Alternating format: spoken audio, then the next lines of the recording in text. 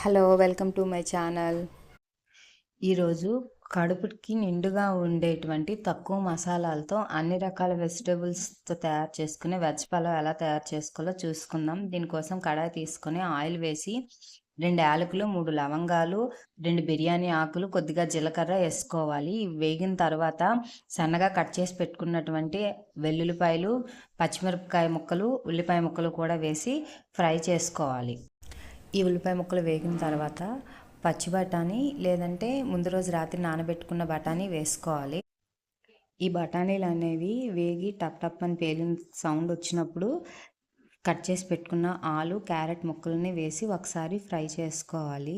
ఇవి mixed vegetables కాబట్టి చాలా హెల్దీ అనే చెప్పుకోవాలి. ఇంకా స్పైసెస్ అనేవి తక్కువ వాడాం కాబట్టి ఆరోగ్యానికి కూడా మంచిది. పిల్లల లంచ్ బాక్స్కి అయితే చాలా బాగా సెట్ అయిపోతుంది.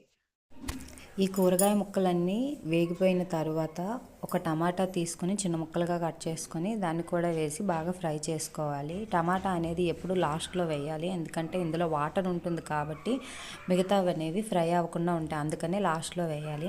ఇప్పుడు టమాటాలు వేగిన తర్వాత 1 కప్పు బియ్యం వేసి వీటిని కలర్ చేంజ్ అయ్యేంత వరకు ఒకసారి వేపుకోవాలి. ఇలా చేయటం వల్ల పులావ్ అనేది మెతుకు అంటుకోకుండా నీట్గా వస్తుంది. ఇప్పుడు 1కి 3 కప్పుల నీళ్లు పోసుకొని రుచికి తగినంత సాల్ట్ వేసుకొని 10 నిమిషాలు మీడియం ఫ్లేమ్లో పెట్టి స్టవ్ పైన అలా ఉంచేద్దాం.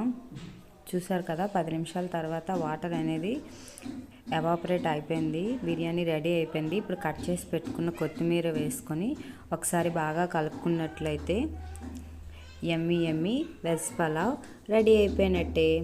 Thanks for watching. Please subscribe.